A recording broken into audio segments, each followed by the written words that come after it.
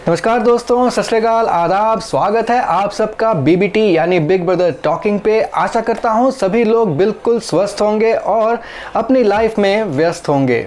दोस्तों, आज जो हम कंपैरिजन करने वाले हैं एयर कंडीशनर्स की, वो कुछ ऐसी कंपैरिजन है जहां पर आपको स्टेप बाय स्टेप जैसे जैसे आप आगे बढ़ते जाएंगे आपको बहुत ही क्लियर हो जाएगा कि इस कंपैरिजन वीडियो में क्लियर विनर कौन है। दोस्तों, आज का ये वीडियो बिल्कुल ऑडियंस की हाई डिमांड पर मैं बना रहा हूं, क्योंकि सभी की डिमांड थी कि सर मित्सुबिशी हेवी इंडस्ट्रीज के एसी को आप फुजित्सु के ओ जनरल के एयर कंडीशनर के साथ कंपेयर कीजिए। तो चलिए ले आया आपके लिए ये कंपैरिजन कुछ अपने अंदाज में, और इसके लिए काफी मेहनत करनी पड़ी। ऑनलाइन रिसर्च तो करनी ही पड़ी, साथ ही साथ कुछ कस्टमर केयर नंबर पे भी नंबर घुमाने पड़े और एक शोरूम भी विजिट करना पड़ा। काफी मेहनत गई है इसके पीछे। अगर आपको पसंद आए तो वीडियो को एक छोटा सा लाइक जरूर कर दीजिएगा, और अगर आप नए हैं तो इस चैनल को सब्सक्राइब जरूर कर लीजिएगा, क्योंकि इस तरह की हाईली रिसर्च्ड वीडियोस मैं आपके लिए टाइम टू टाइम लाता रहता हूं। तो दोस्तों, बीबीटी का अंदाज तो आपको मालूम ही है। हर बार की तरह आपको दोनों ही एयर कंडीशनर्स आपके स्क्रीन में दिख जाएंगे बिल्कुल साइड बाय साइड, और जो कुछ मैं बोलता रहूंगा नीचे आपको लिखा हुआ भी मिल जाएगा, ताकि आप लोग आसानी से बात को समझ सकें। और वैसे तो ये एक जनरल कंपैरिजन है, लेकिन फिर भी रेफरेंस के लिए मैंने जो मॉडल मित्सुबिशी हेवी का लिया है वो है SRK18YWW6, और जो मैंने ओ जनरल का एयर कंडीशनर लिया है वो है ASG G18CLCAB। तो दोनों ही air conditioners 4 star air conditioners हैं, और दोनों ही एयर कंडीशनर्स 1.5 टन के हैं, जो आपके करीब 150 से 180 स्क्वायर फीट के रूम के लिए बिल्कुल काफी हैं। तो आपके स्क्रीन के लेफ्ट में जो एयर कंडीशनर दिख रहा है वो है मित्सुबिशी हेवी इंडस्ट्रीज का, और आपके स्क्रीन के राइट में जो एयर कंडीशनर दिख रहा है वो है ओ जनरल का एयर कंडीशनर। तो दोस्तों, अगर हम इनके कंप्रेसर्स की बात करें तो दोनों ही एयर कंडीशनर्स में डुअल रोटरी कंप्रेसर लगा है। तो मित्सुबिशी हेवी इंडस्ट्रीज वाले अपने एसी के कंप्रेसर को बोलते हैं डीसी पैम इन्वर्टर टेक्नोलॉजी वाला, यानी कि DC pulse amplitude modulation inverter technology वाला। तो बेसिकली आपके डीसी मोटर के पल्स एम्पलीट्यूड मॉड्यूलेशन के द्वारा और आपके इलेक्ट्रॉनिकली कंट्रोल्ड एक्सपेंशन वाल्व के थ्रू एमएचआई वाले बोलते हैं कि ये अपने एसी की 65% बेटर एफिशिएंसी लेके आते हैं as compare to any other air conditioner, यानी कि इसमें आपकी 65% बेटर कूलिंग होती है और कम एनर्जी कंजम्पशन होती है। तो बेसिकली एमएचआई वाले अपने इन्वर्टर एसी को नॉन इन्वर्टर से कंपेयर कर रहे हैं, क्योंकि पल्स एम्पलीट्यूड मॉड्यूलेशन हर एयर कंडीशनर में होती है। जैसे एमएचआई वाले अपने एसी को पल्स एम्पलीट्यूड मॉड्यूलेशन वाला बोलते हैं, वैसे ही ओ जनरल वाले अपने एसी को एडवांस्ड फ्रीक्वेंसी मॉड्यूलेशन टेक्नोलॉजी वाला बोलते हैं। तो पल्स एम्पलीट्यूड मॉड्यूलेशन और एडवांस्ड फ्रीक्वेंसी मॉड्यूलेशन दोनों ही एक ही टाइप की चीजें हैं। बेसिकली आपका जो मोटर है उसकी जो फ्रीक्वेंसी होती है, उसकी जो एम्पलीट्यूड होती है, उसको इस तरीके से मॉड्यूलेशन उसकी की जाती है ताकि वो आपके सेट टेम्परेचर के जितना पास हो सके उतना पास वो रहे, ताकि ये प्रॉपर इन्वर्टर कंप्रेसर की तरह काम कर पाए। तो मोटा मोटा देखा जाए तो दोनों में ही डुअल रोटरी कंप्रेसर है, यानी कि डुअल इन्वर्टर टेक्नोलॉजी वाले कंप्रेसर्स हैं। तो अब अगर हम अपने दूसरे पॉइंट यानी कि दोनों ही एयर कंडीशनर्स के इंडोर यूनिट की तरफ आते हैं, तो यहां से जो है क्लियर आपका डिफरेंशिएशन शुरू हो जाता है। यहां से क्लियर पता चलने लग जाता है कि कौन सा एयर कंडीशनर दूसरे वाले से बेटर परफॉर्म कर रहा है। तो आप अगर अपने मित्सुबिशी के एयर कंडीशनर के ब्लोअर को देखें तो उसकी एक एंटी माइक्रोबियल ट्रीटमेंट की हुई है। जो आपके मोल्ड्स बैक्टीरिया हैं जनरली सबसे ज्यादा आपके ब्लोअर के साथ चिपकते हैं, लेकिन मित्सुबिशी वालों ने अपने ब्लोअर को एक एंटी माइक्रोबियल ट्रीटमेंट दिया है, जिसके कारण जो मोल्ड्स और बैक्टीरिया वगैरह है इसके साथ चिपकते नहीं हैं, और आपके रूम में एक क्लीन और प्योर जो एयर है वो आपके रूम में आती है। तो काफी हद तक आपकी एलर्जी वगैरह की जो प्रॉब्लम है, छींके, आपकी सर्दी जुकाम की जो प्रॉब्लम है, वो काफी हद तक इसमें अवॉइड हो जाती है। लेकिन अगर आप ओ जनरल के एयर कंडीशनर्स को देखते हैं तो इसका इंडोर यूनिट जो है रियली काफी हद तक आपके एमएचआई वाले को बीट कर जाता है इन टर्म्स ऑफ कूलिंग। अब अगर हम कूलिंग की बात करें तो आपके ओ जनरल के एयर कंडीशनर में जो इवापोरेटर के जो पाइप्स होते हैं उनके डायमीटर है सिर्फ 5 mm। आपके ज़्यादातर एयर कंडीशनर्स में जो इवापोरेटर के पाइप्स की डायमीटर होती है वो 7 mm की होती है, लेकिन इसमें सिर्फ 5 mm की है। 5 mm डायमीटर होने के कारण इनके जो ट्यूब्स हैं इवापोरेटर साइड के वो काफ़ी पतले होते हैं, और इसके कारण ज़्यादा ट्यूब्स इनके इवापोरेटर साइड में आ जाते हैं, यानी कि ट्यूब्स की जो डेंसिटी है वो आपके एवापोरेटर साइड में आपके ओ जनरल के केस में ज़्यादा होते हैं। ज़्यादा ट्यूब्स की डेंसिटी होती है, पतले ट्यूब्स होते हैं, तो कूलिंग जो है वो ज़्यादा जल्दी होती है, बिजली की कंजम्पशन कम होती है, तो ओवरऑल एफिशिएंसी एसी की काफ़ी ज़्यादा आती है, कूलिंग बहुत ही बढ़िया होती है। क्लियरली आपका ओ जनरल आपके MHI को इस फील्ड में बीट कर जाता है, क्योंकि आपको हाई डेंसिटी हीट एक्सचेंजर इसमें आपको मिल रहा है। अगर हम अपने अगले पॉइंट में जाएं तो वहां पे आप फिर से देख सकते हैं ओ जनरल किस तरीके से MHI को बीट कर जाता है, वो है आपका कंडेंसर।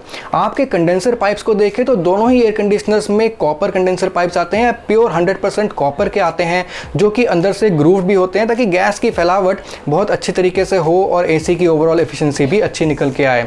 लेकिन यहाँ पे ओ जनरल कैसे MHI से आगे निकल जाता है, क्योंकि MHI वाले ऐसा कुछ भी मेंशन नहीं करते हैं कि इनके कंडेंसर में किसी भी टाइप की कोटिंग है जो कि इसके करोजन वगैरह को प्रिवेंट करती है। लेकिन आपके ओ जनरल वाले इस चीज़ को बहुत क्लियरली मेंशन करते हैं, क्योंकि आपको ओ जनरल में ब्लू फिन टेक्नोलॉजी मिल जाती है। इसके जो फिन्स हैं वो एक ब्लू कलर के आपके कोबाल्ट कोटिंग की हुई है, ताकि उस कोटिंग के कारण इनके फिन्स के जो करोजन लग के, रस्ट लग के और जंग लग के ख़राब हो जाने के चांसेस हैं वो काफ़ी कम हो जाते हैं। ये चीज़ आपको MHI में नहीं मिलती है, ये चीज़ आपको ओ जनरल में मिलती है। साथ ही साथ आपका जो ओ जनरल का एयर कंडीशनर है वहाँ पे आपको कंडेंसर साइड में जो फ़ैन मिलता है वो स्पेशल एक टोमाहॉक डिज़ाइन वाला प्रोपेलर फ़ैन है, जो कि आपके एयर को बहुत ही प्रेशर से बाहर पुश करता है और आपके कंडेंसर साइड में जो रेफ्रिजरेंट गैस है जल्दी से कूल होती है और गर्म हवा बहुत प्रेशर से बाहर निकलती है। लेकिन आपके MHI के केस में नॉर्मल एग्जॉस्ट फैन लगा है आपके कंडेंसर साइड में, जो कि आपके नॉर्मल एयर कंडीशनर्स में होता है। अगर आप आउटडोर यूनिट के साइज की बात करें तो आपके MHI वाले का आउटडोर यूनिट काफ़ी बड़ा है as compare to O General, लेकिन फिर भी आपका ओ जनरल वाला बीट इसलिए कर जाता है क्योंकि इसमें काफ़ी एक्स्ट्रा टेक्नोलॉजीज भी आ जाती हैं, जैसे कि blue fin technology, tomahawk fan design, ये सब कुछ आपको ओ जनरल में मिल जाता है। तो क्लियरली आपका ओ जनरल आपका अगर कंडेंसर साइड देखें तो आपके MHI को ये बीट कर जाता है। साथ ही साथ ओ जनरल के इंडोर यूनिट में भी इन्होंने अपने जो इवापोरेटर पाइप्स हैं उनमें एक वाइट कलर की इपॉक्सी कोटिंग की हुई है, तो इंडोर यूनिट के जो पाइप्स हैं उनमें भी जंग लग के खराब होने के चांसेस और गैस के लीकेज के चांसेस बहुत कम हो जाते हैं। अब अगर हम देखते हैं कौन सा एयर कंडीशनर करंट ज़्यादा खाता है, तो क्लियरली आपका MHI इसमें थोड़ा सा विनर हो जाता है, क्योंकि आपके MHI में जो ऑपरेटिंग करंट जो रेंज है वो है आपका 1.1 एम्पेयर से लेके 6.5 एम्पेयर तक, और आपके ओ जनरल में जो ऑपरेटिंग करंट का रेंज है वो है 7.5 एम्पेयर। तो दोस्तों 7.5 एम्पेयर क्लियरली काफ़ी ज़्यादा करंट है। अगर आप इसके रेंज से देखें जो कि 1.1 से 6.5 एम्पेयर तक है, तो क्लियरली आपका MHI जो है करंट की कंजम्पशन, पावर की कंजम्पशन कम करता है।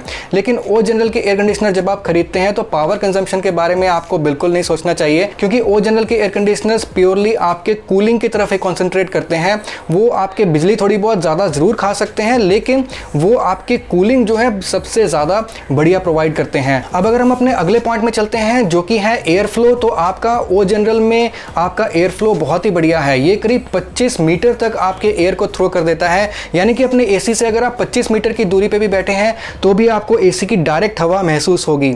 और आपका जो एयर फ्लो MHI के केस में है वो करीब 19.81 यानी कि मोटा मोटा करीब 20 मीटर तक है, यानी कि अगर आप 20 मीटर की दूरी पे बैठे हैं तो भी आपको इसकी डायरेक्ट हवा, ठंडी हवा लग सकती है। तो इसमें क्लियरली आपका ओ जनरल का जो एयर थ्रो है, जो एयर फ्लो है, आपके MHI से थोड़ा सा बढ़िया है। लेकिन अगले ही पॉइंट में MHI काफ़ी बढ़िया स्कोर कर जाता है, क्योंकि MHI ने अगर कोई किसी चीज़ के साथ बहुत बढ़िया खेल खेला है तो वो है एयर फ्लो टेक्नोलॉजी के साथ। तो दोस्तों ज़्यादातर एयर कंडीशनर में जो कि आपका ओ जनरल में भी है, आपके जो वर्टिकल लूवर्स होते हैं या तो वो सबके सब लेफ्ट या फिर सबके सब राइट की तरफ घूमते हैं, यानी कि हवा को वो एक टाइम पे या तो सिर्फ लेफ्ट या फिर सिर्फ राइट की तरफ वो थ्रो कर पाते हैं।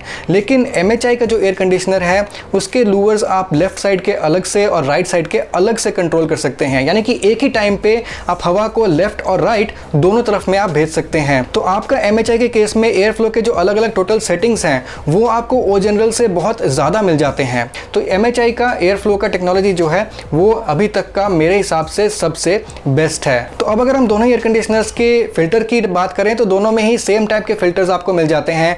दोनों में आपको एंटी एलर्जी वाला फिल्टर मिल जाएगा, दोनों में आपको डस्ट फिल्टर मिल जाएगा जो कि बेसिकली PM 2.5 फिल्टर होता है, और और दोनों में ही आपको डिओडराइजिंग फिल्टर भी मिल जाएगा। डिओडराइजिंग फिल्टर बेसिकली आपके रूम में से बदबू वगैरह को ख़त्म करने में बहुत हेल्प करते हैं। जितने भी बैक्टीरिया या फिर मोल्ड्स वगैरह हैं जो आपके रूम में काफ़ी बदबू क्रिएट करते हैं, उन सबको ये न्यूट्रलाइज कर देते हैं। तो ये आपको दोनों ही एयर कंडीशनर्स में मिल जाते हैं। बाकी कुछ कॉमन फीचर्स हैं जो कि दोनों ही एयर कंडीशनर्स में आपको मिल जाते हैं, जैसे कि आपका सेल्फ डायग्नोस्टिक फीचर है वो आपको दोनों में मिल जाएगा। आपका इंस्टेंट चिल वाला जो फीचर है वो भी आपको दोनों में मिल जाएगा।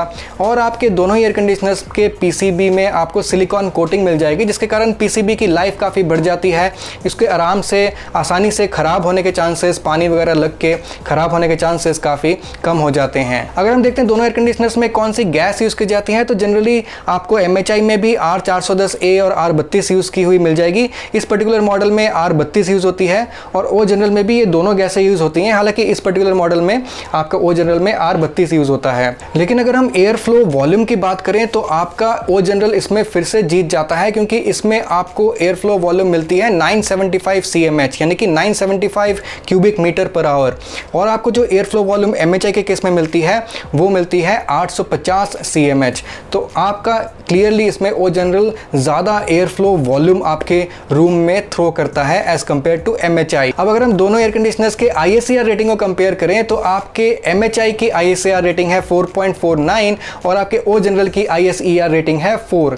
तो यहाँ पे क्लियरली आपका MHI का जो ISCR रेटिंग ज़्यादा है, हमने पहले भी देख लिया था, इसका करंट कंजम्पशन भी कम है।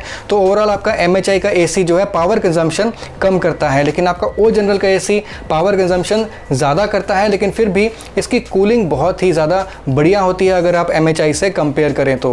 क्लियरली इस पूरे ही कंपैरिजन में आपका O जनरल MHI को काफ़ी जगहों पर, काफ़ी इंपॉर्टेंट जगहों पर बीट कर जाता है, जैसे कि इसका जो इंडोर यूनिट है, इसका जो कंडेंसर है, ये सब चीज़ें आपकी MHI को बीट कर जाती हैं। सर्विस की बात करें तो दोनों ही एयर कंडीशनर की सर्विस एक जैसी है, बहुत अच्छी सर्विस इन दोनों की इंडिया में नहीं है। अब आप डिसाइड कीजिए आपको दोनों में से कौन सा एयर कंडीशनर पसंद है। नीचे कमेंट करके ज़रूर बताइएगा कि आपके विचार क्या हैं। मिलते हैं अगले एपिसोड में किसी नए कंपैरिजन के साथ या फिर किसी नए प्रोडक्ट के रिव्यू के साथ। तब तक के लिए सुदीप साइनिंग ऑफ।